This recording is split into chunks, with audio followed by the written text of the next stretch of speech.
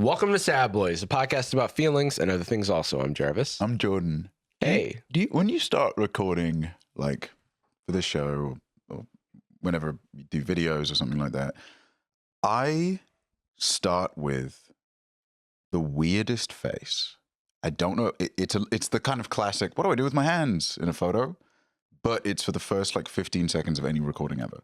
And then I find the sea legs of it. Right. But I'm sure, I don't know how it comes out in the cut, but there's got to be, at this point, hundreds and hundreds of archive screenshots of you opening the show with your opening line and me doing something like this.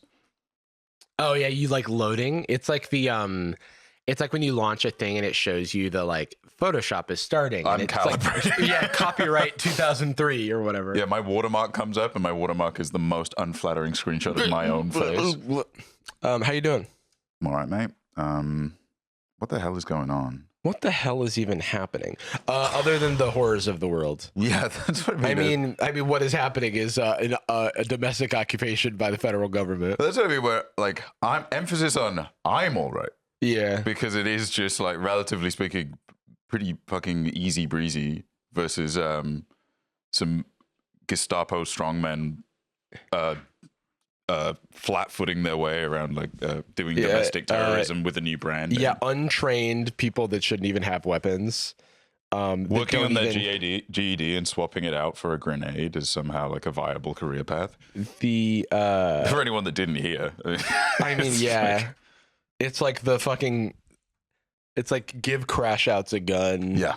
Because now they can live out their power fantasies. I heard a solid take on it that I'll reappropriate and poorly rephrase so it can be my own. Oh, I like that. But there was the idea that this is the logical extreme, or I guess the final end boss state of my own life is so miserable and I feel so much isolation through my own actions that I don't see a path of building community. I don't see a path back. So what I will do is just nihilistically spread it. They're like a mosquito.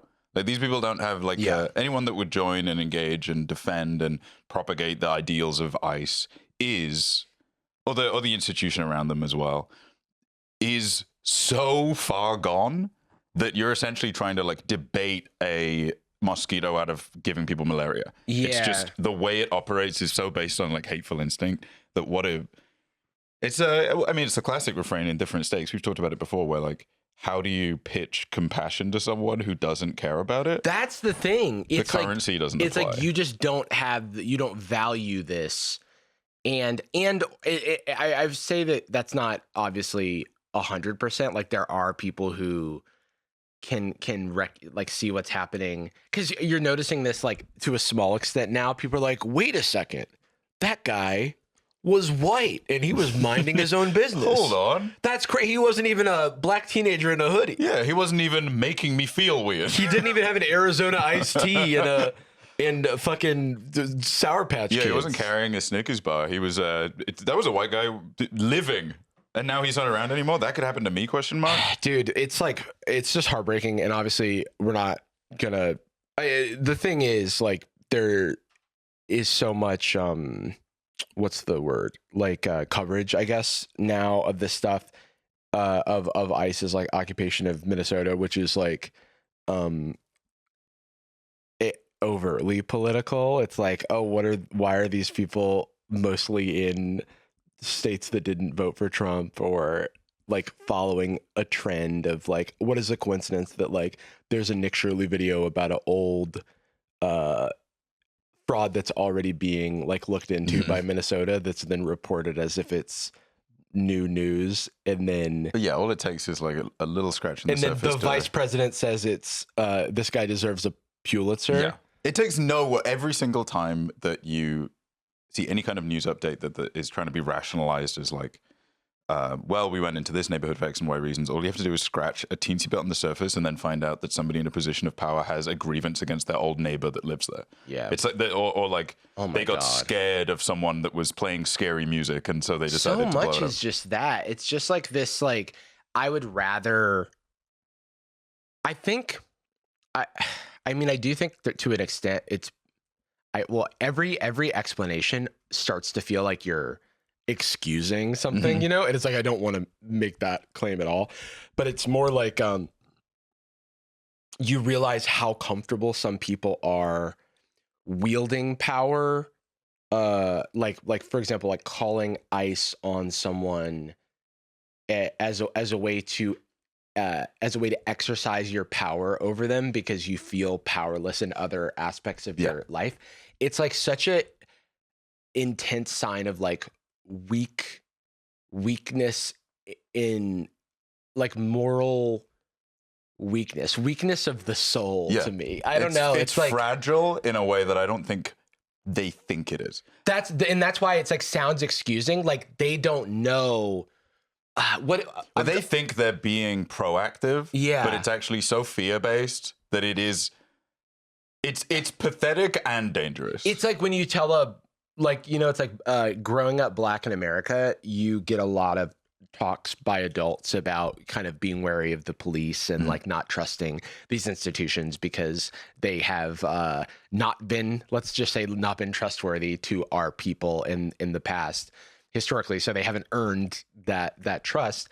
And then you talk to someone who doesn't have that upbringing, doesn't have that background, and they're like, why don't you just follow instructions? Yeah. You know, it's like things like that. It's like, stop making me think about something. Like Alex Preddy was murdered in cold blood while restrained, while he was trying to help a woman who was, being had been pushed down, and it's like, and it's a like guy who dedicated his life clearly to, and this is where the helping people. Allegedly, his last words were, "Are you okay?" to this woman, and and worked in medical, like his literally entire life clearly dedicated to that, and then that gets, unfortunately, that kind of that part of it has to be part of the conversation, because if you don't have compassion and you don't care about people inherently, it has to be a merit conversation. It has to be like, well, no, these claims of him being some kind of domestic terrorist are actually, I'm going to disprove that, as opposed to, okay, I don't know,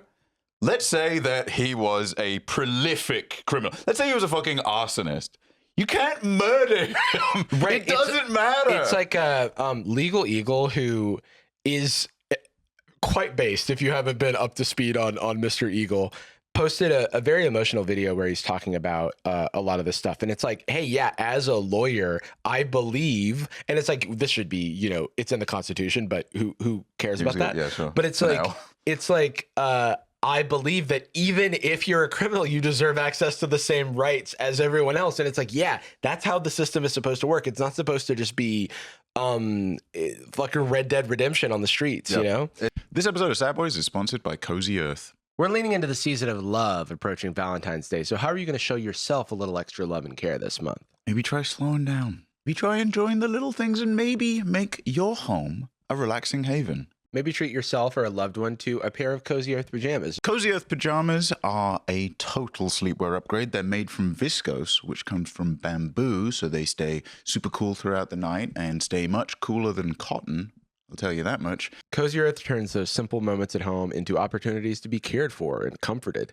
It can turn a regular night into a treat yourself moment. If you've been waiting to try out these pajamas, but they sold out over the holiday season, now's the time, because they're back in stock. From January 25th all the way through February 8th, you can get them bog off, aka buy one, get one free. So not only do you get a pair, but you can get a pair for someone you love too. Or you can get two pairs. You can mix and match them. I don't know you. You can try Cozy Earth risk-free, and if you don't love them, you can return them hassle-free. And Cozy Earth comes with a 10-year warranty, which is so long. That is crazy. Because once you feel this comfort, you're going to want it to last a whole decade. I'll tell you that much. Celebrate everyday love with comfort that makes the little moments count. You can head over to CozyEarth.com and use code SADBOYSBOGO at checkout to get this deal before it expires on February 8th. And if you see a survey, I don't know, maybe make sure to tell them that you heard about it from us, if you want.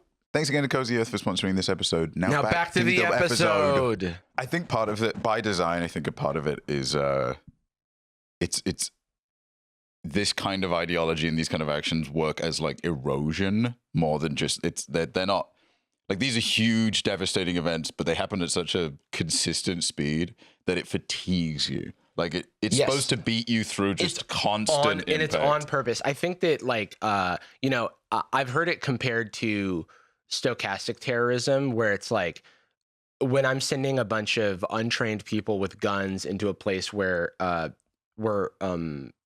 things are extremely heightened, I don't know who's going to die. I don't know who's going to get hurt, but I know based on the numbers that someone will. And then I've also heard people go as far as to call it just literal terrorism. And then there's like a discussion of like, how we define that. I don't think it matters. I think you get the idea of like, if I'm sending a bunch of armed people who are not like trained at all, like even if you send trained people, this still happens. But it's like, if you showed if we were sending people with some kind of moral compass into an environment where they are not welcome and are like taking aggressive action for any reason, even if these people were like incredibly ethical on whatever bounds you could measure it, conflict is going to happen. It's even worse when those people have no moral compass. I don't know if this is like mental health related or what, but when someone is like so brazenly not following the rules, it really infuriates me. Yeah. It like pisses me off in a very visceral way that doesn't matter. The red, like, the yellow, like I see red. Hypocrisy alarm is because it's like the hypocrisy doesn't matter because they know they're being hypocritical. No, they just don't care. Exactly. And so that's what I have to remind myself. But it's like I don't like, in the same way that I don't like when people are confident about something that they don't actually know.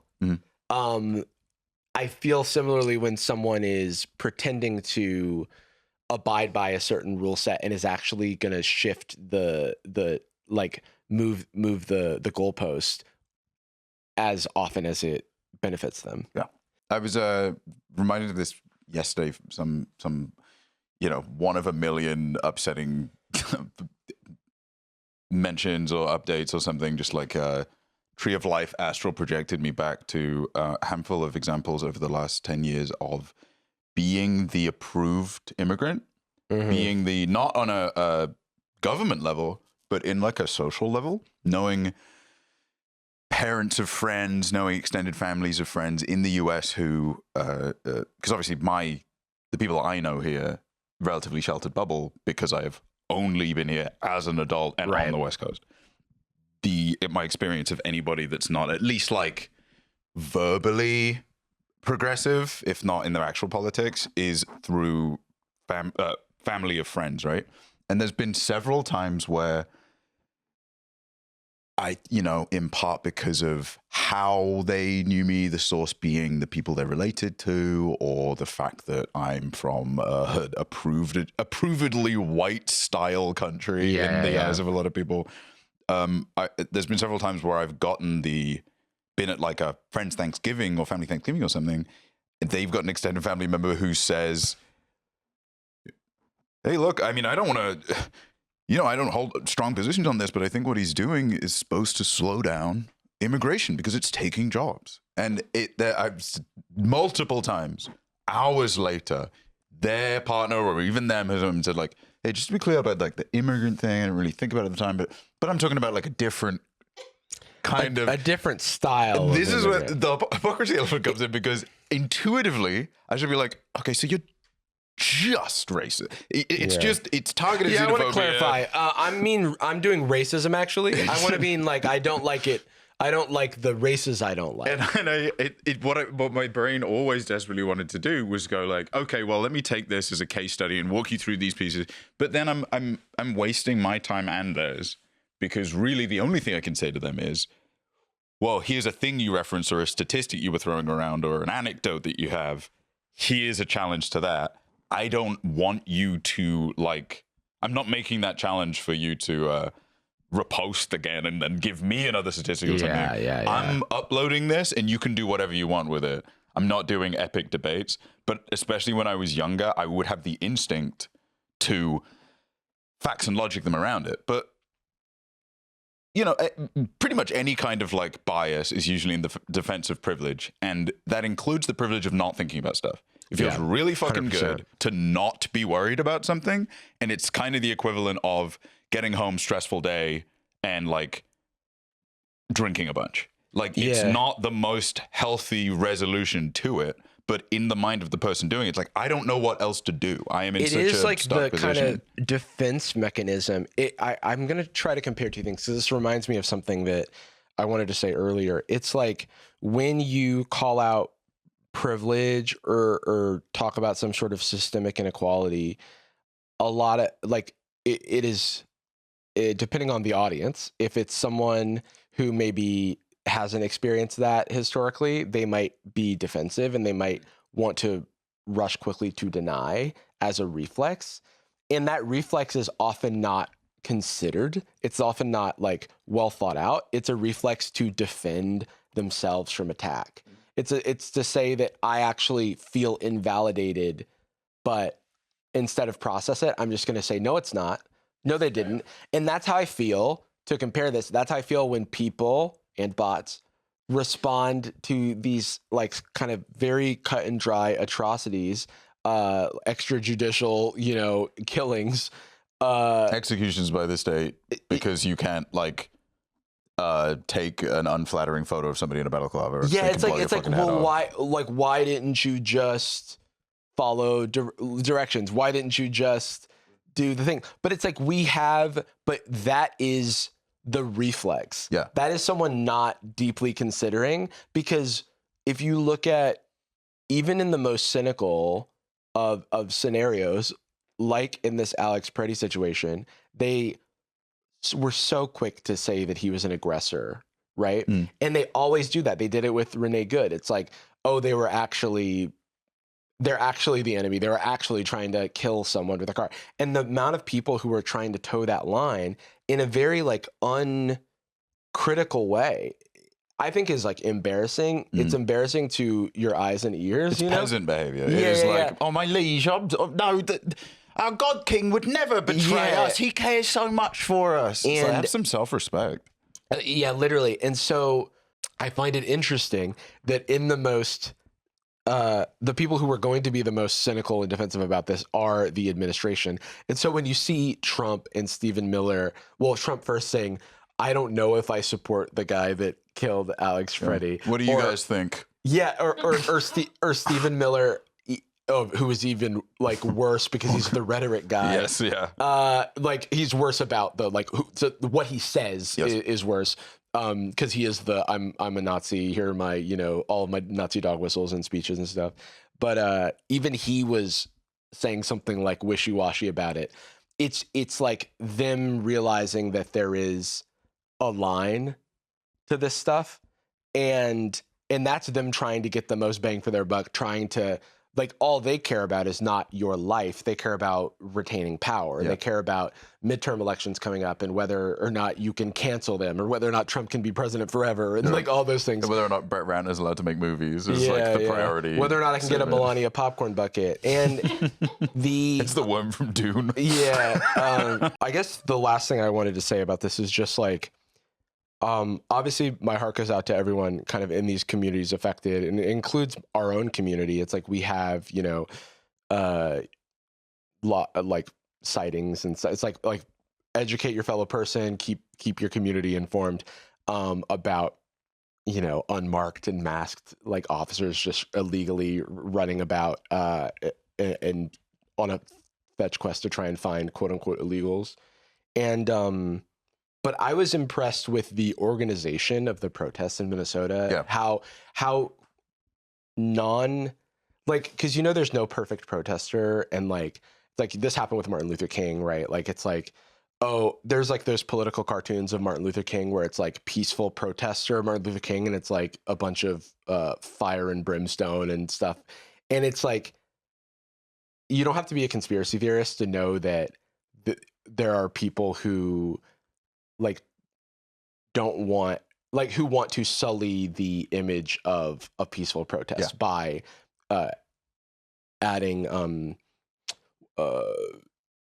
aggravators, like aggravating a situation. And with so many people, you know, statistically, there could be something going wrong.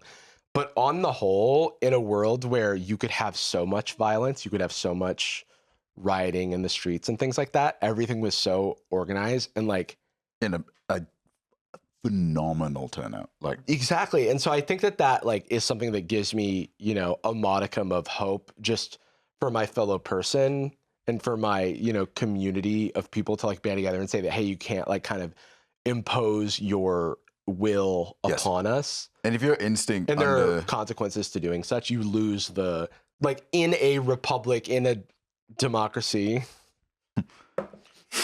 we, you know, yeah, according to Wikipedia, we do have power, you know, when we band together. And I don't think that, I think that a lot of the critiques of rioting, looting, all that stuff is like always in bad faith and almost always in bad faith and almost always to just make any protest seem invalid. Like, oh, actually I'm okay with protesting, but you've got to do it super perfect. And then it's like, if there's anything not perfect, now I'm pointing to that. Or we like can't, sorry, it was rude. It's like literally saying if you guys were mean to me. If the Bill of Rights was kind of rude, yeah, we're not allowed to have that. There's a song, I don't know when it came out, but it's from Malvina Reynolds, called "It Isn't Nice," and it's just her, and then like later on in the song, a choir of like kids singing, like talking about like, it isn't nice to block the doorway, it isn't nice to go to jail, it isn't nice to protest all the ways we did, but then when you can kill and shoot anyone you want, you didn't say that wasn't nice, you didn't throw a fit. And then because that is the I mean, the whole reason that they wear a balaclava, have pseudonyms and anonymity and stuff like that is because they need to be rebranded as the antibodies of the state's immune system. They aren't people. These aren't untrained flat boot Gestapo sociopaths.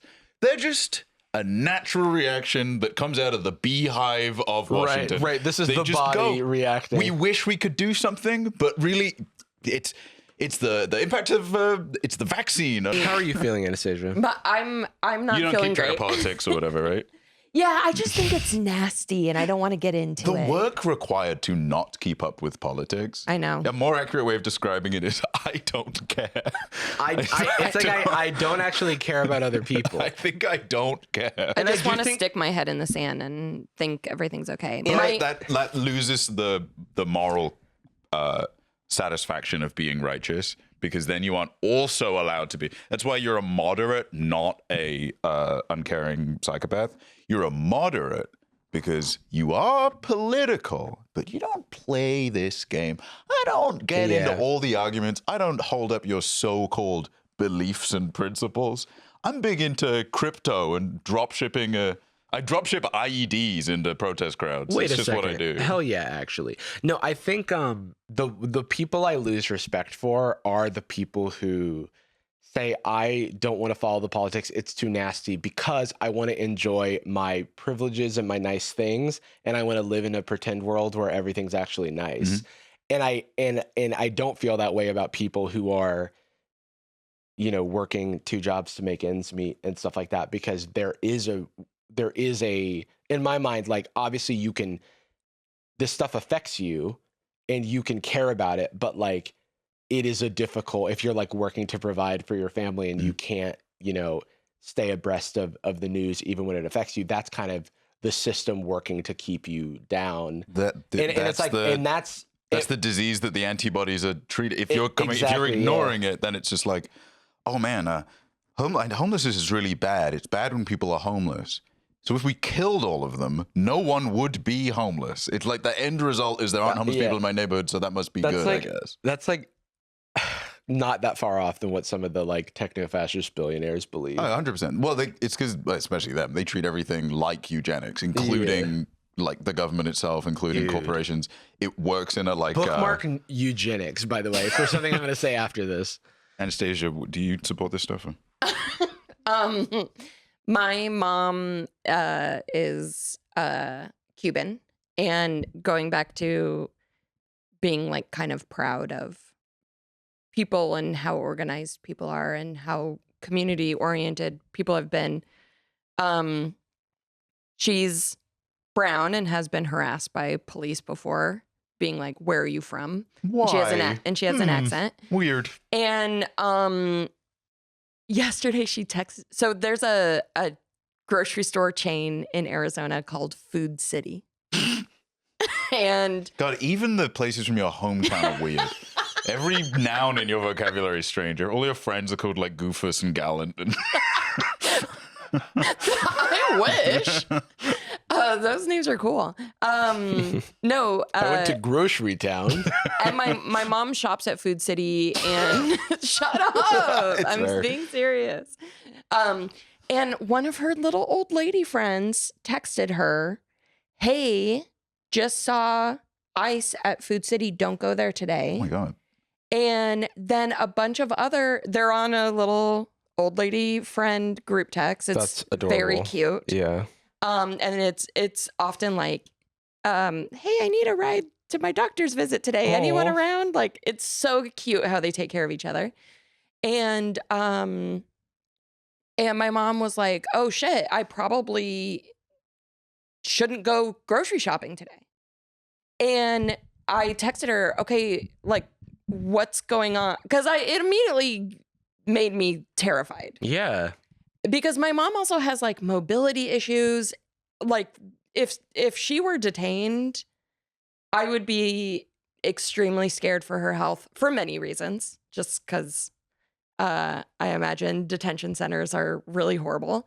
But also, you she's have an no- American citizen. You have no agency over it also. It's not as though it's not like going into like How many hospital, people at have least you been can be there. disappeared and like no Yeah. one knows where they are, you know? And so I was like, "Oh my God, Mom, what are you doing?" Like, and she was like, "Well, I'm carrying my passport around," and I'm like, "I know, but so many people have been taken who are American citizens." I'm like, it made me want to drive to Arizona, grab my mom, and like Abduct her. abduct her and keep her For safe. good, yeah. But I know I can't do that, you know, Yeah. like, Yeah, especially yeah. because she's like, "I'll never leave Arizona." And I'm like, "Why?" She's like, "There's a Food City here." You guys don't have Food City, right? Yeah. What do you eat? What am I going to go to a freaking non-food city? I do have to say, Talk about a walkable city. if there's a Food City near you, they have an incredible tres leches cake at their bakery. Yeah. But also potentially there was a paramilitary Yeah. police. And Well, guess it's why like- ICE is targeting Food City? Because yeah. it's a lot of Mexican foodstuffs at Food City. But I was just like so proud of her little old lady friend group. Yeah. And you know, a lot of them are Republican, and they hate Trump, but Arizona's a lot of like old school like McCain Republicans, and who don't like Trump, but Sorry, I like guys who weren't captured. well, No, I mean like, That's that's a gallows humor joke that Trump made. Yeah. Himself. but it's interesting to see their minds being changed, where they probably in the past were racist towards Mexicans. But now they're like, "Oh yeah, like this is my community, and I'm really mad that they're sending Yeah, in it's a these-" little bit like what's the former Celtics player who white guy?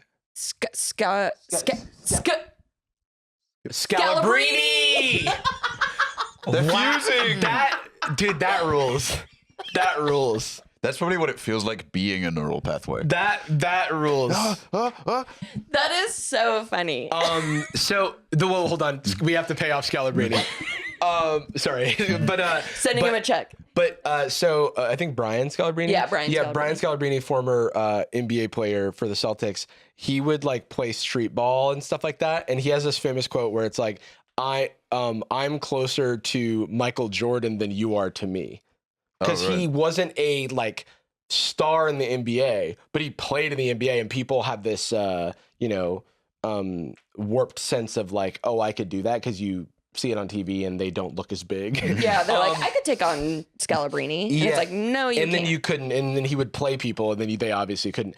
But Yeah, you would hurt your hands getting past two. to the point about the little lady friend group that are McCain Republicans and maybe might have been racist towards Mexicans. It's like we are all closer as a community than we are to the power structures, powers that be. the Yeah. powers that be, and that's why we have to like look out for each other, because those people will never look out for us. Yeah, there is no utility to don't waste your own time railing against the personal politics, past or present, of a community of older ladies in Arizona. That is not worth your time. Yeah. Support the fact that there's a community at all, because the community is always the target. Even if it's an individual that's being targeted or it's an individual that is killed, injured, detained, it's only as dominoes. Like you isolate and detain someone to add like another hate of the camel's back kind of thing. It's all to destroy community, because community is like the thing that no one, like these bootstrap freaks are communityless, and so have joined this. That's how they found community, kinda. Yeah, well, because this is how you get into. Yeah, there's like a Stephen Miller quote that's really sad. If he wasn't such a ghoul, where it's like, "This is all I have." I think it was like there's like a leak from a meeting that he had when he was like talking to all of his powerful, peers, and was too animated about something, and then he was like, I didn't have friends or whatever. This is all I have, and all he has is exercising his like authoritarian power over His racism, weaker people. Peeps. Regarding like people finally realizing like, oh, this can affect me too, and like finally like opening their eyes to everything going on. My family, we grew up in Missouri, and then most of my family moved to Nashville. So being Midwest into Southern, like most of them are still doing the whole thing of like, oh, white women don't want to get involved in politics. Like, it confuses me. I just don't want to even think about it. It stresses me out. I'm like, well, yeah, it should stress you. Imagine how the people being affected feel. It's like you just didn't have, and it's like, oh, you don't get to think about it. Cool. Yeah, that's the thing. But me moving out to LA is very interesting to see the dynamics between me and the rest of my family, with me being out here and like having been away from the rest of them and getting to form my own opinions and my own thoughts and learn about everything on my own. Where my sister, she was texting me about, she said, have you seen that they're making a movie about Melania Trump? And I was like, well, yeah. And she said, I was just invited to a private screening. Hilarious. And I said, what? You're not going, right? And she said, hell no. What the fuck? What do I look like? And she is the, out of all my sisters, she is the one that has always been like, I don't want to get involved in politics. It just scares me. It confuses me. Right. And so I was like, just seeing her like realize what the world is has been insane. And it sucks that it took but it's a never white too woman late. dying for her to realize that. But it's like, I'm glad she's getting into it now. And she like told me she wants to sit down and like talk to me about all of it. Yeah, and I'm like, okay, this is good. My least woke opinion is I don't care how long it took you to wake up. Yeah, right, exactly. Yeah, it's like I don't have time to visualize you. The priorities are elsewhere. It feels like you're in zombie apocalypse movie, and it's like, we don't have time. Yeah. I don't have time to worry about you or your background. We're trying to survive we right need now. like antibiotics. Yeah. Ammo.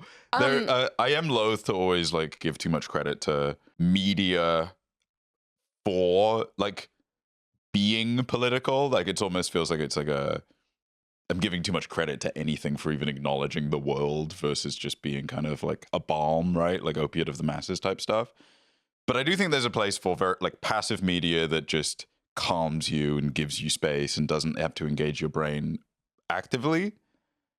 But at the same time, I don't know how else you can reach people with no exposure to the world and who are actively like avoiding more challenging topics and ideas than a really popular book, movie, TV show that like kind of distributes little atoms of progressivism. Yes. Little like Andor. atoms of it. I'm like, it's so good for, it's like so weird that show is like Star Wars technically. I mean, I was talking to you about Final Fantasy VII. It's like, yes. I've been playing Remake. I just finished Remake, and it is, because you grew up, you played it when you were a kid. Yes, it actually affected me so much that I quit playing all video games. But That's it's crazy. not it's the reason, even saying this, I feel cringe, because I think a lot of moral responsibility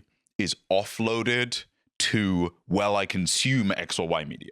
I don't need to be considerate. I watch Ted Lasso. I understand the appeal of it because branding yourself as someone that's progressive via consumption, like just what I eat, what I watch. I only eat organic. I don't buy brand name. That kind of stuff is like ultimately pretty worthless and actually distracts you from being more proactive, posting, taking up versus like actually doing local community action, stuff like that.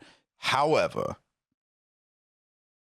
I know for a fact that there are extended family members of friends of mine who saw one battle after another because Leo DiCaprio was in Titanic.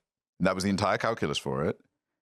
And then were exposed to a contemporary modern depiction of something that was scary, but also very familiar. Now, One Battle After Another, I think, gets a little too much clout for politics. It's not a political movie. It's a family drama that has politics in it.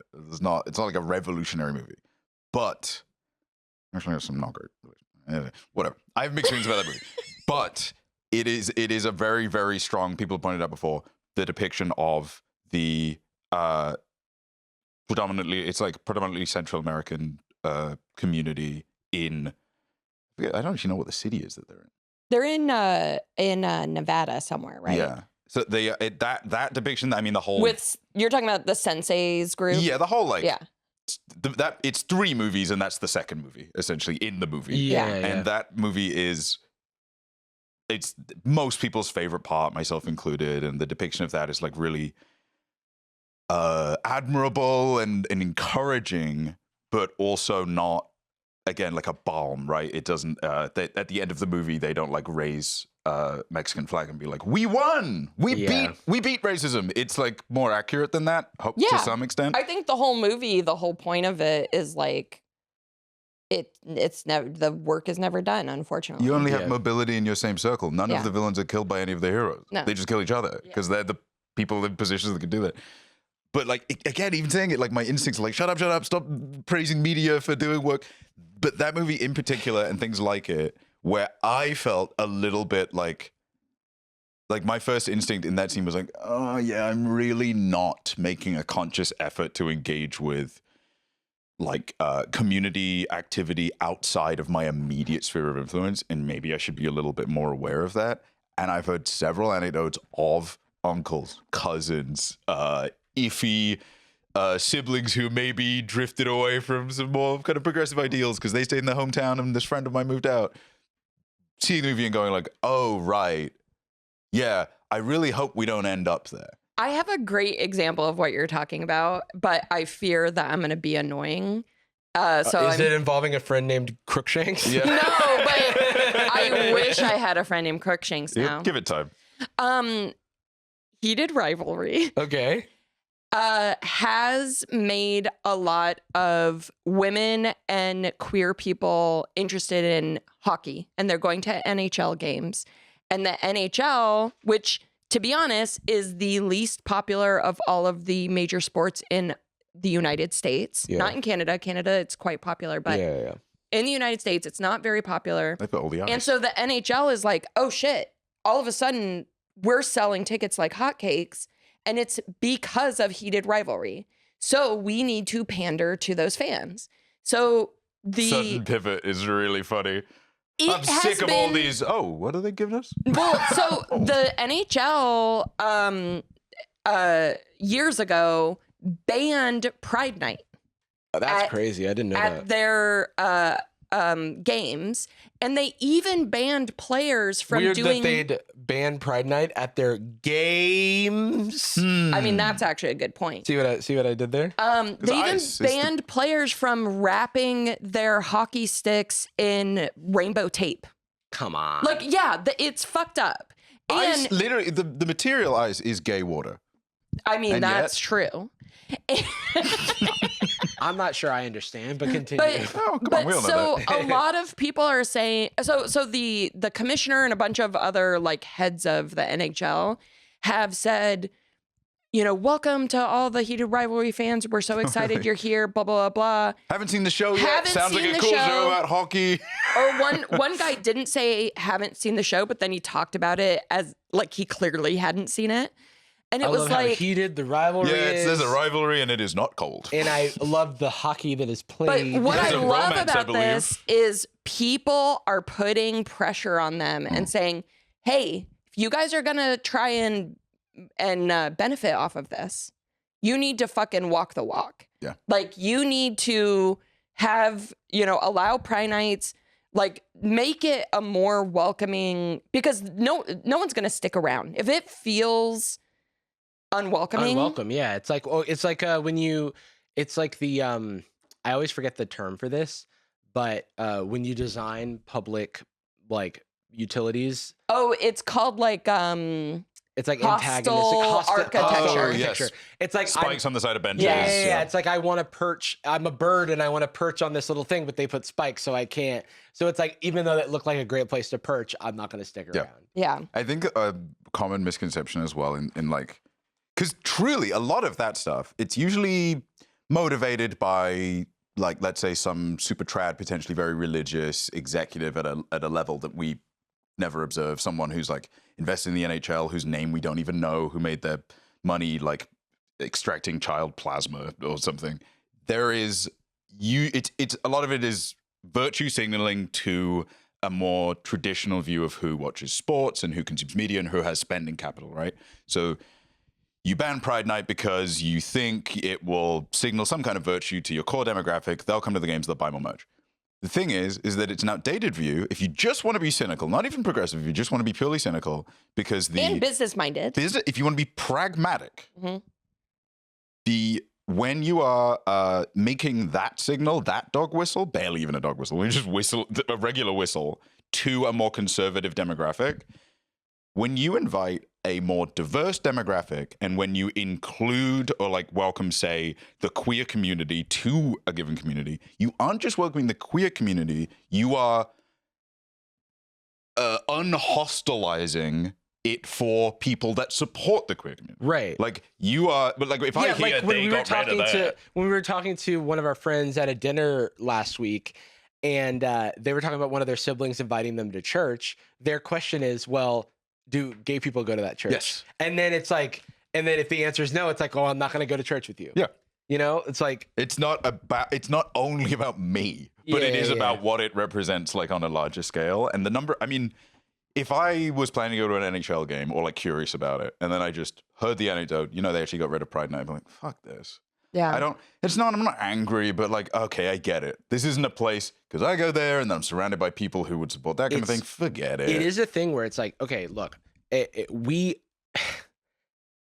not going to speak for you guys. It's like, I am not an activist. I don't deserve any credit for any of that stuff. I'm like just a guy. I enjoy my treats and my cookies just as much as everyone else.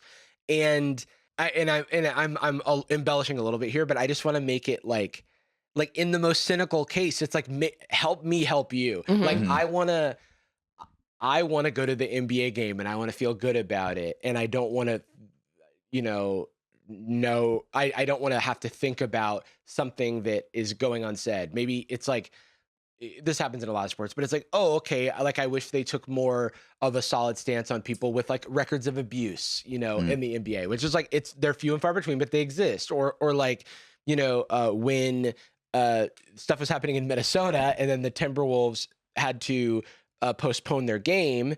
And then you started to see people speaking out on the atrocities that were happening in Minnesota. When Charles Barkley said something that was almost woke about what was happening, I was like, whoa. Yeah. I mean, shout out to Chuck, shifting. Actually, because he doesn't talk much. Like, he's pipes literally up. No, I'm legit. Oh, no, I'm with you, I think. He will say like very progressive things when you least expect it. Right, because it's in between him talking about big booty babes in what's the town that he's like in Texas? He's got like a bit that he does that he's done for years that's about, I can't remember. And he is an old man. He's an old man. He's like 65. He like was a DJ at a pride party and was like, if anyone fucks with you, send them to Chuck. I'll kick their ass.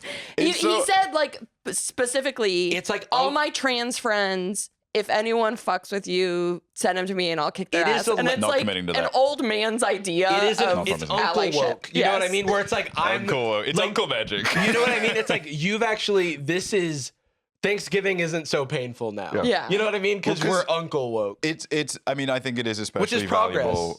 valuable when it is like completely elective, right? Yeah. There is no default benefit to him doing that. There is not a simple, transparent benefit.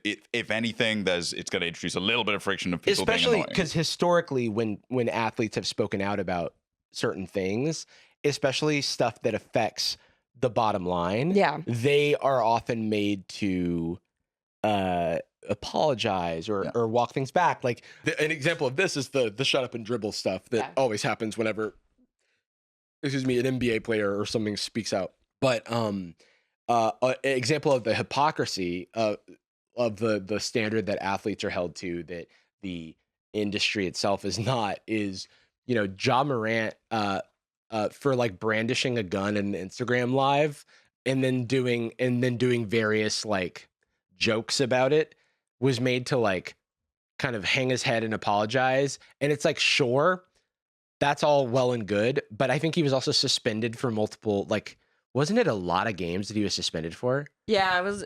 I And it's like, it was like 6 games, 10 games. I'm not saying what he did was good, but then you find out that the owner of Ja Morant's team, the Memphis Grizzlies, Robert Pera, owns and operates a company that sells essentially satellite dishes to Russia through sanctions. This is a new Pablo Torre episode, recent Hyperfocus. Kudos, shout outs. Yeah, go watch Pablo Torre. And it's the investigation is by a different like affiliate, but they did this really in-depth investigation of how easy it is to like kind of buy this product when you're posing as a Russian military like representative, and it's like, oh, okay, so you know, every independent entity has like called out war crimes and atrocities of the Russian government, and like the NBA is like completely silent about that, but Ja Morant like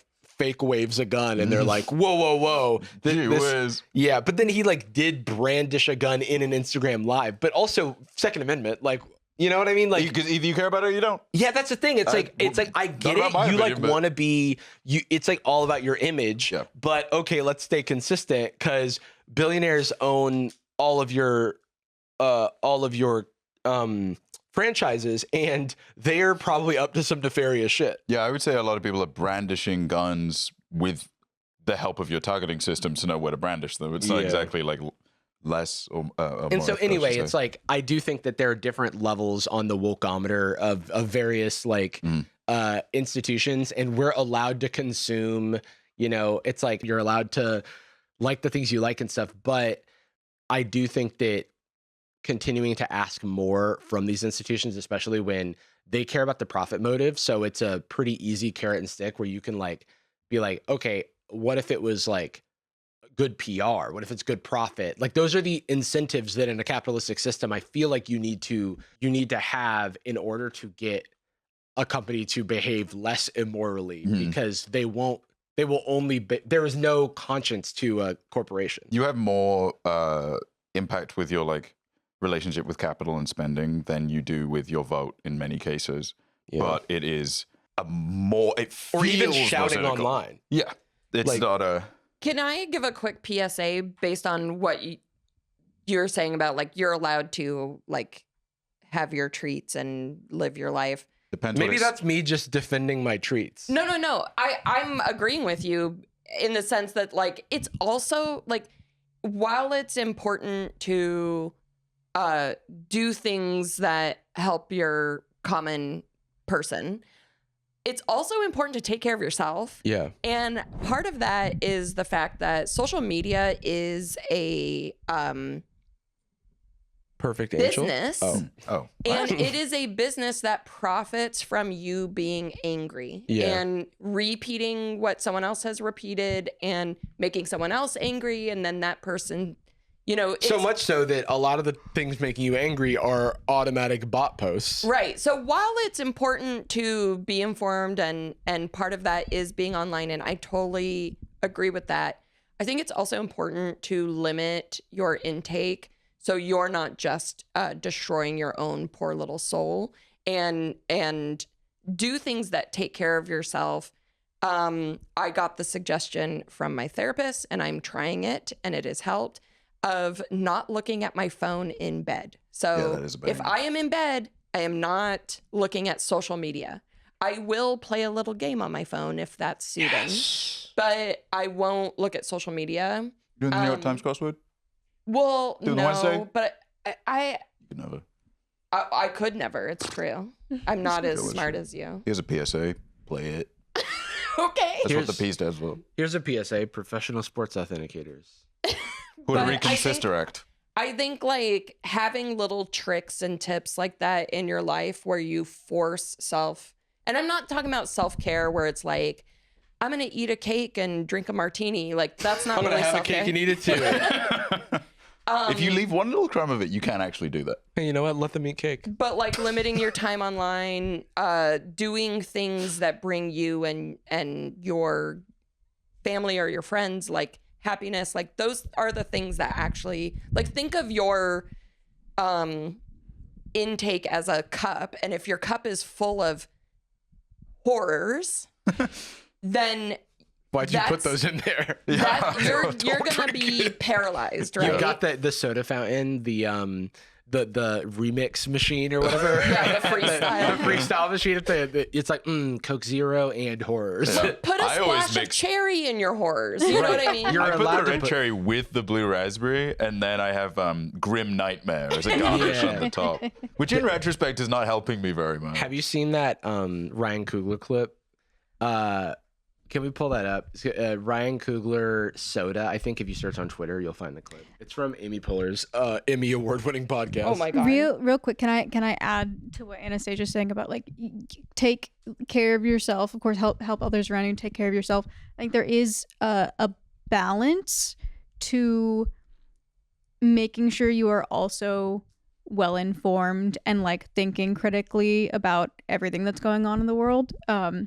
Not to go back to the family stuff, but can I read a quick thing Sure. that my sister sent me? Oh. Because Same I have never same one. Yeah. I've never seen someone actively as I am talking to them get it. Just like they're like just see the switch because It's like the XP is going up. You're yeah, like, oh. yeah. 'Cause she said, I don't trust a singular news outlet, and that makes it difficult to learn what's really going on in our world. But there are some things that were once opinion that are now just normal facts, and I think that's fucking insane. I think I naturally lean wanting to take a stance that just keeps everyone in my immediate world calm and peaceful, but now there's no way to do that, so I've actually had to use critical thinking. Yeah. And I just like, because she is very much like she wants to be the peacekeeper, so she Yeah. just wanted to keep that happiness and those treats. Yeah. But like now she's realizing I can't do It that. feels and I have really to. bad to see people feel bad. It's a little like when if you have a friend that goes through a really, really difficult breakup, and a lot of people will just be like, yeah, she was crazy.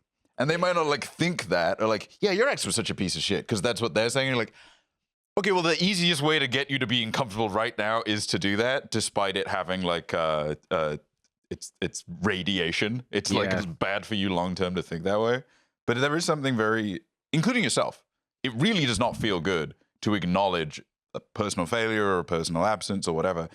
But it probably feels really fucking good when you're scared of something, political or otherwise, to then go into an internal WhatsApp or Discord chat with like-minded people that only feel the way that you do, and for them to say, well, actually, it's like, you know, if you give Gestapo police a birthday card, they won't shoot you. Yeah. And I'm like, oh, okay, so that's all I need to do. I'll walk around with birthday cards. Yeah. Problem solved. I do think that you just don't have to sacrifice as much as you think you do to, like, you can have your treats and also care for your fellow person. Yeah, you don't Yes. have to be like an It is a ascetic balance. monk Yeah, with yeah. like. That's a good point. There's no virtue to limiting your self care. That itself doesn't do anything. You can overindulge in absence of like positive things that would Yeah. actually help you long term. But there's nothing like. It's like if people did the whole. This is actually it's not my observation, but that's a common thing. There's a Northern Lion shout out where Europeans, and I'm saying this as spiritually still European, be it, you know, there's this whole thing. I would say you're about- spiritually American with an European crust. I'm the Daywalker. I am Blade. Thank you for saying that. I am the I would say you're Daywalker. literally European, but then spiritually American. No, I'm like Blade if he was better at fighting. Better. Wait, And didn't have crazy face. his face is fine. And go to jail for tax evasion. Okay, Okay, that's it. That's Wesley Snipes. I do think there's like this funny trope that does always ring true about how it's a running bit that Europeans will always make fun of Americans, North Americans in general, for having really huge fridges and then another fridge in the garage. And I remember people, or central air and AC and stuff like that. The reason that a bunch of places in Europe don't have them is because the weather is less turbulent, or like it's more consistent at the very least. And also the houses are older and just don't Yeah, I have was the going to stuff. say it's just older buildings. It's not merit. Yeah. But so many people adopt that as like reverse morals, where it's like, wow, yeah, some people don't need a huge fridge. And like, do you have a problem with huge fridges, or because you don't have one, you think that that is like some kind of like monk-like aesthetic? I think that there's something.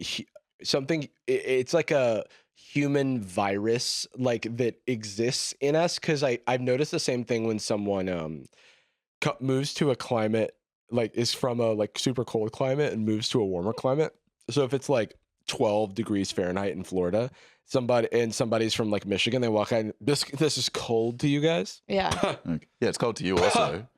You just you just have dead nerve endings. Yeah, I was gonna say, give it a year or two and you will lose like your adjustment to this and it'll be cold to you as well. And don't complain about the heat. It's by not the like way. you're not like morally stronger. I know. Like, It's which, truth be told, is like, we talked about it last week, gatekeeping suffering, yeah. but in reverse. Like for that, it's like, okay, I shouldn't judge other people's grief or something by my own metrics. That's not fair. Okay, I'll keep that in mind. But the people who, and this is actually where I get rulesy, that's not like where it like activates my angry gut biome or whatever, Yeah. is where people are introducing moral value to nobody asked. Somebody coming out and being like, oh, you're wearing a jacket in this weather. I'm like, why are we? I didn't want this conversation. You don't get to come up to me and suddenly be like, it's like somebody walking up and just being like, oh, so you like the color red, huh? I'm like, okay, well, I didn't know we weren't doing that. I didn't know that was bad. I don't mind the color that you wear, and that's one of the few occasions where I will get like actively competitive is someone introducing conflict, someone like inventing it. I agree. I think I would get the same way, is what I would call defensive, if I like show up somewhere and I'm like sweaty because I have hyperhidrosis and someone's like, did you run here? Oh my God. And What I'm are like, you doing? yeah, I'm not out of shape. It's like I'm not sweating because I exerted myself. Why are you making me explain It's this? so weird. Like, I don't know what I'm supposed to do now to like make this go, yes. Like, what do you want? You're the funniest. That's some high school mindset stuff, especially like look, everyone, look. Don't think about what I look like or what I'm doing. I've identified Look a over target. here, Mr. Has Two Eyes. I feel good about myself. Mr. Nose and fucking Mouth. Are you making fun of me for my glasses No, you and just having a nose and mouth? yeah. Well, you have 4 eyes. Oh, I do, and glasses. I have the eyes from The Substance where they kind of split the Let's watch this Kugler clip. Coog me. You know I love a Kugler clip. I know you love a coog Wait. a Kooglip. Do we want to bet whether or not he's wearing a very big t-shirt? Do we want to bet if he looks very handsome? Yeah. Wait. Okay. Well, if he Scalabrini! if he doesn't look handsome, I'm gonna take that he doesn't look handsome because I think the odds on that are $1 to a billion. Yeah, that's yeah, true. yeah, I'm gonna that's bet true. $1 on not handsome. Yeah. And this episode is sponsored by DraftKings. DraftKings, ruin your life. When you were a kid, what did you eat at the movies? I just lost $1 million. Oh my God, tell look me at about it. your And I think he's movie wearing a big t-shirt underneath it. Shit. He looks so handsome. No, you only lost $1. You lost the chance to win $1 million. But you have You to just give almost got $1 million $1 to each of right? us. Fuck, in the world? Yeah. Oh. All the listeners. Oh. experience? Would you bring stuff in, sneak stuff in? Would you get it there? I can neither confirm or deny any snack smuggling. Snack Smuggling. I love the way he Oakland speaks. rocks, It's so man. good. Okay. No, that's why I wanted to show this clip because of how he describes Snack what he's about to say. Smuggling. I might have brought a peanut butter and jelly sandwich or two. You know what I mean? Like that was what I would do if I was into that. My go-to was peanut M&Ms. I'm not a big soda person, but like when they started to let you mix and match the drinks, I got involved with that. I kind of committed myself to that idea. I got involved with that.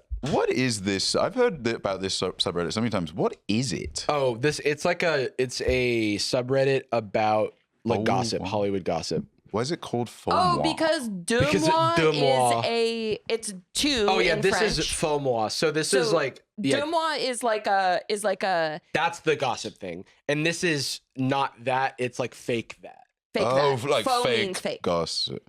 But Deuxmoi is like a gossip rag on social media. Yes, They're yes. like, so and so spotted at this hot spot Harry just met Sally. You know? When? in a diner. Yeah. And She's I'll have having- what she's having. And she's coming in the restaurant or whatever happened. Speaking of Northern Line earlier, I wanted to. I feel like you've seen this. I said. But I do. Shout outs to Library of Latona channel. The what? The librarian in his chat runs a Library of Letourneau, his last name, that is all Northern Line highlights and cut downs of the VODs. And I think, look, Taco Bell's been coming back. Subway fell the fuck off.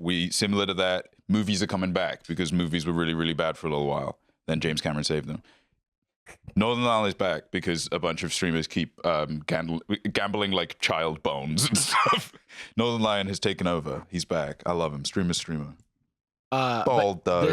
This clip, Canadian as well. Oh. This Okay. clip was very. I connected to this. To go see the lighthouse. Next day, he was pissed because he was going out on a movie date. Honestly, are yes, the I've seen this. neurotypicals okay? Might be the mermaid jerking off scene and the farting. Okay, so what are you suggesting? It's inappropriate for a date. The shit that pisses me off is you are all atheists and you're like, I don't want to watch a movie with farting is not appropriate for a date. Well, it's going to offend their tender sensibilities. Like your attitude towards the movies that you can watch on a date with a woman are unironically misogynist. Plus, the worst case scenario, if she actually does get offended and she doesn't want to watch it, don't you trust her to be like, this shit's kind of weird, turn it off.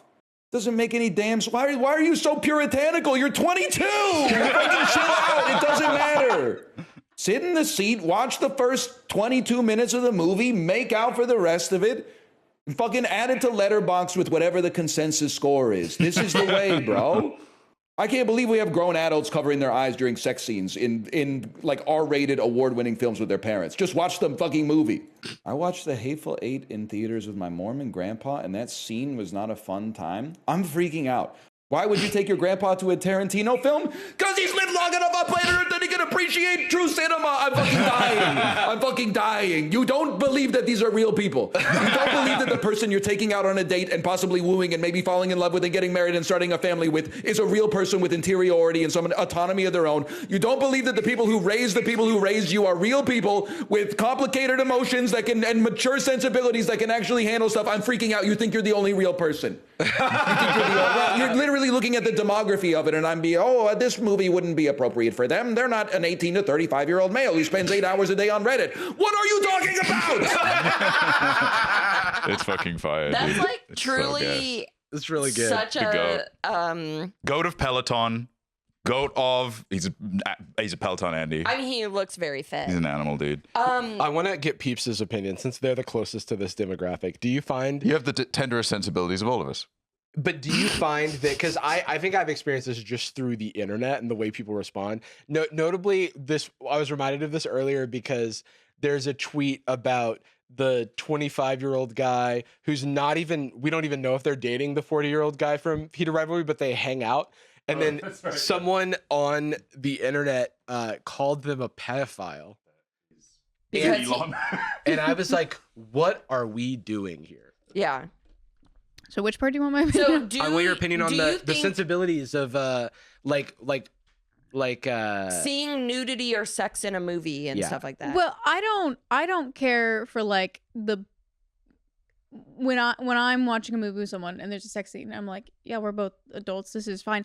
I don't like them because I am uncomfortable. I'm Ace. I don't know if that's lore that's ever been dropped on the show, but I mention it in most episodes. Yeah, I try to top and bottom. I tried to mention it a few times per episode. Boys, Peeps is Ace.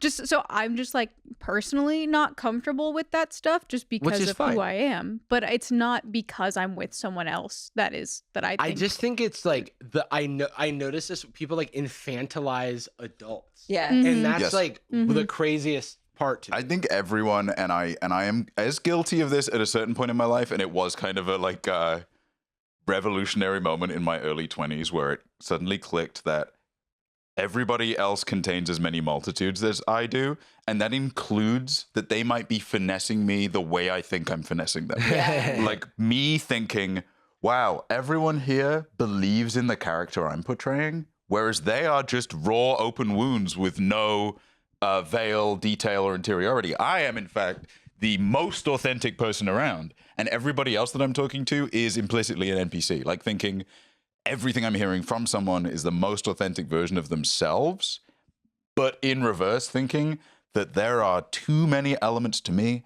You wouldn't even know it. You contain multitudes. I change my accent a little bit so you would understand me. You don't even know that. Whereas they may have done exactly the same thing. You've never even heard my actual You voice. are that meme where the guy's standing in the corner of the party being like, they don't know. They have no idea. Except I'm smiling for some reason to myself. I think that's some kind of moral virtue. I do think America is, or we're a puritanical country compared to a lot of other countries. I'm not going to say all of them, but compared to a lot, our culture is extremely prude because we have a background of like hyper fanatical religiousness, right? So I was raised by a man who's Greek and a woman who's Cuban who didn't have those puritanical sensibilities, and nudity was common in my house. My dad walked around in his underwear all the time. We had nude paintings of nude women on the wall. And I remember my little friend coming over for dinner one time when I was in elementary school. And you were also little.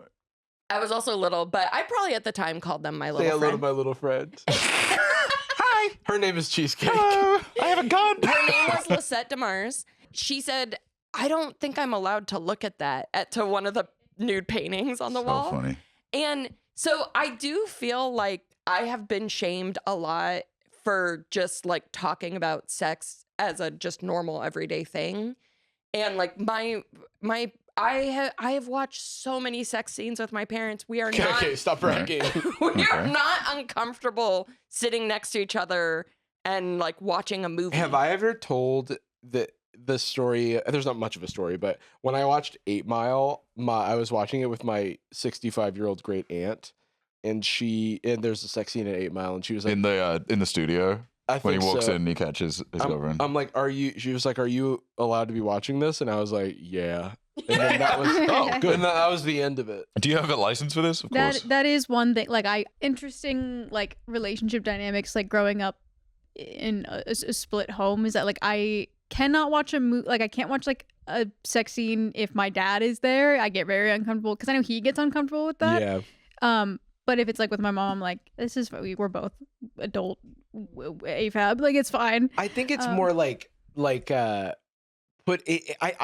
I totally understand the uncomfortable feeling of like that type of like thing in the same room with a parent. Mm-hmm. I think it's more like I can't. You're such a small bean. You can't see it. Acknowledging it is the weirdest move possible. It is. There was one time, the first time I ever watched Rocket Man was on a plane, and I didn't know. Many times did you watch Rocket Man? I really liked Rocket Man. I had a big Elton John phase. movie? Watching it, thank God everyone around me was asleep because I didn't know the history of Elton John. and there's a lot of sex in that movie. Oh, It's a music biopic. Yeah, I know, but I didn't know I about thought it him was in like life. about him being gay. Well, yeah, he was a sex addict, and I didn't know that about him. I didn't know that about him. But then Yes. I was talking about, I was like, oh, Rocket Man is really good. My dad was like, oh, I haven't seen it. We should watch it together. I said, nope. Mm-mm. I said, no. You can watch it. I'll watch it somewhere else. We're not watching it You're together. in the other room listening We're to not- him watch it. I think. I think there is kind of a performative element to it sometimes as well, where like those Puritan values or trad values that are implied in a dynamic, if never acknowledged out loud, have to be maintained. It's a little like if I don't know, you were just like, I've had friends. My mum was never religious, but we had some friends that would like come over, and it was kind of silent there, so and so. And I have this vivid memory of. It's kind of a crunchy granola hippie town some of the time, but then in contrast, there's just like a lot of people that moved there to buy houses when it was cheaper there because it became a big tourist town. And all the people there from like cities and the like are typically less, whatever you want to call it, spiritual, myself included. And they would, I just very specifically remember a conversation where my mum was hosting like a little mini hangout at my house. And I'm sat in the corner, almost certainly playing Bioshock. Just statistically speaking, it's Bioshock or Fallout 3, probably. I'm sitting there, and I just specifically remember my mum saying something in the vein of, I think it's really nice that people can gather for this, spiritual experience at a church or something like that. I wouldn't do something like that because God doesn't exist. But I just think it's such an and I remember that being something that only the transparency of my mum could throw out there because in her mind always, and this is why I think like for me, sex scenes or whatever in movies was never really a taboo in my house because she was always bothered by fake trad taboo. It was like now being a little older, actually my mum's the best example. I was always so like, my mum's a super transparent, open person. There are no greater depths happening in there. She's like open, she's transparent, she's here. And then you get a little older and you go like, wait, but she has all these experiences. Like she has all this life. You don't Mr. Magoo your way into that. Just like, whoops, like baby's day out, walking under an I-beam, that goes out, dumps him in a pool. That's just not how life goes. If you're exposed to things, they seep in. And now in retrospect, I do think like, wow, that's so presenting yourself as like confident and open and transparent is more often than not, I think, a mask in many cases, which I think is where like, I'd say in both of our cases, we've been incorrectly identified as very socially comfortable. Oh yeah. Because it's trained, it's conditional. Learned skill. It's like, whoa, you've studied the blade. You must love using the blade. You must have been born with fighting. You must have killed so many people. Well, I sent Jacob the heated rivalry tweet I was talking about. Yes, this tweet, New Frontiers in Age Gap Discourse. This is just like, this is a combination of the Northern Lion crash out plus the parasocial stuff from last week. Yeah. Okay. Attention-seeking, creepy pedo fuck off. And then it's Connor caressing Francois's waist. Caressing is, I feel like, a little much. It's their arm around them at a event. They're taking a photo. They're taking a photo. And their age gap is what? So 40 and on 25. the left, 40, on the right, 25. Whoa. So no one cares. He's a child. Who's like an adult. But Connor is the one squeezing his waist, so doesn't change the fact that he's a creepy pedo. So and then old. Next, you can just hit pedo to a 25-year-old grown man, and then he's 40 and Connor is 25. So what's your point here? Where's the child? Go back to 10 years. He's 30 and Connor is 15. Age difference doesn't work like that, sweetheart. Another 10 years? Really weird. And then the funny thing is, age difference doesn't work like that, sweetheart, could be said to this person calling him a pedo. Doesn't work and then like if you that. hit to the right Next. again.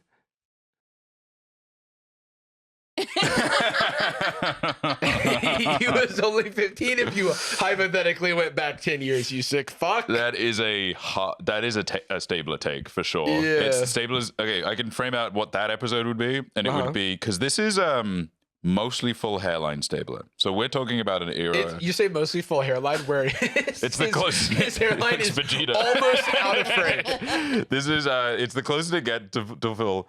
They're in the old interrogation room, so we're maybe talking season 3 here, maybe season 2. Season 2 Stabler is not yet at the point in the show where he's allowed to just like extrajudiciously send people to jail, but he gets in trouble for like not Mirandaizing. That's like the thing that happens. He goes like, "You have the right to remain sick, you pervert," or something. Puts him in the car, and then whoever the floating DA is, probably Alex at that point, I believe. She says, "Your job is to make sure I can send them to jail. And look what you've done." It's like, not really, but I guess it is. Yeah, it's like there's actually there's laws. This is a scene where a guy is falsely arrested for maybe being associated. And so they comb through his personal records to find a reason it wasn't bad. And then the episode ends with him sat in a prison cell and a long like bow on the violin to be like, wow. Really makes you think, what if a guy went to jail? Whoa. I never really considered that. Would that be allowed? And then like Olivia would make some like creepy off-color comment about like prison at the show would end. I wonder what they would say to like that could be applied to any. Yeah. That's the other thing is that this is really important. We don't know that they're in a relationship. Yes. They are, as we know currently as the public, friends and coworkers. This is iconic, like we're saying, pulling someone into a conversation kind of thing. The basis of this conversation makes no sense. Yeah. Because it is I invented, what if Godzilla was here? Yeah. Okay, but he's not. Yeah, but if he was, it would be bad. If Godzilla was here, you wouldn't care? He would destroy New York. Godzilla's like 200, and he's dating Mothra, who's only 100. They were in a cocoon 50 years ago, and that's okay to you? So my friend who's 45 is married to someone who's late 60s, or maybe early 70s, I'm not sure. So this person would argue that's a problematic age gap. But I know my friends, they are so perfect for each other. Right. It's bonkers. Like, they didn't meet till the younger one was in his late 30s or like mid to late 30s. It was 100% like a match made in heaven. They ended up getting married. 38-year-old. It's dangerous, right? It is like absolutely a perfect relationship, and there's no power dynamic that is upsetting. And there's also like, honestly, my friend just likes older guys. He always has. I do think it is like... He was only 15 if you hypothetically went back in time, you sick fuck. Yeah, no, at one point in time, he was a baby. You ever think about that? Sick fuck. You freak. Dude, you guys are mad about Hitler? If you go back in time, he was a baby. You would have sent him to jail? Yeah. Are you out of your mind? I mean, it's like again, it's like forced moral victory kind of thing where I'm like, okay, so let's entertain every single part of what you are saying right now. Let's entertain the idea that they're dating, which is not the case, it seems. Let's entertain the idea that that age gap is odd in some way, whatever number makes you feel uncomfortable, so-and-so. The final nail in the coffin lies with them. It's like, okay, but they're consenting adults. So that's the end of it. Yeah. You know what I mean? It's like, okay, all of this discourse can happen, all this conversation can happen, but the judge in this case is the couple. Yes. And once that's said, there's no more conversation. I also think like, so I think we often forget that one of the most important things is like patterns of behavior. Yeah. So like Leonardo DiCaprio has continued to age. We know this. What? And yet he continues He to died on that boat. dump girlfriends when they turn 25, right? Yeah. That is a pattern of behavior. So it's a little troubling. It's because they're on his insurance. They turn 26 like, I can't help you anymore. I only date women who are on my insurance. I'm trying to get them on Blue Shield. I mean, I've dated people that are like older than me that were annoying in the way that I anticipated people younger than me being. Yeah, it's almost like people are different. I mean, it is exclusively life experience that plays into it. That, that said, it's the pattern of behavior thing is right. Yeah. Because I'm so tired of involving myself or even seeing anyone involving themselves in the lives of people for like what's the word, like catharsis, I guess, or just like it's like these guys that because they were in a TV show have now been acquired. They have now been like put in the inventory of people on Tumblr. It's just like the parasocial stuff is just like so dangerous. Can you imagine showing this to them, but like to just, the people? You're like, what the heck? But that's just an addendum to our episode last week, where people are just like, I own these. Yeah, these are actually not people; they're characters, and I'm infantilizing them as characters that exist with the same maturity as me, a child. Doesn't it feel so? I actually saw a clip of them that I think Paris Fashion Week is happening right now, or some Paris fashion thing is happening. I heard that Paris fashion was weak. Yeah, oh, famously shit. bad. Yeah, just dragged Paris fashion. That's right. Look out, Yves Saint Laurent. No, but look out, Donatella Versace. Is that a person that's alive? Yeah, but she's more Italian or something. Look out, Raphael and Leonardo. They were at an event and someone said, can I take a photo of you two? Oh, he's looking like Morpheus. Can I take a photo of you two together, Francois and Connor? And they sat together and took the photo, and then they moved apart, and Robbie sat between them. And I bet they're doing that on purpose because for poor Francois is getting death threats. Well, is in the show, I guess, is there any element of the show related to what's the name of the older guy, of the incredibly Francois old man? Arnaud. Is he involved in any romantic element of the show at all? Yes. Because that feels like what's but being... not with that guy. Not with either of them. But that's what I feel like with is being... Robbie GK, who's a different guy. Who was a teenager at some point. No. Well, at some point. Yeah, wait. No? Yeah, what do you mean? That's really problematic. He took an aging serum to make him skip teen years. Oh, that makes sense. It's a time skip for I would real have life. loved to do that. Yeah. When I was 13, oh my God. Skipping the whole process. That would be great. Being mentally stunted, essentially, because I have no, like, relatable reference points to That people. happens to real people on the internet. It's like too much Discord. Yeah. That's true. That's Time the flies. serum. Yeah. Time flies when you're threatening anonymous people. No, but his story's separate. He falls in love with a different guy, and then the two mains are Connor and Hudson, who have their own romantic journey. I want to watch this show, but I think I'd be too busy thinking, going, I'd be sitting there listening and be going like, wow, that's really valid for me as an ally. Hey, We end every episode of Sad Boys with a particular phrase. We love you. We're sorry. We're sorry. the Creed version. Oh, yeah. Wait, what's a Creed song again? With Can you make me sorry? Gucci girl, how you doing? How you moving, girl? Moving, girl. How's your day looking? That future girl, yeah, we on now. Take my money, go away, all you want it. Girl, too rich for me.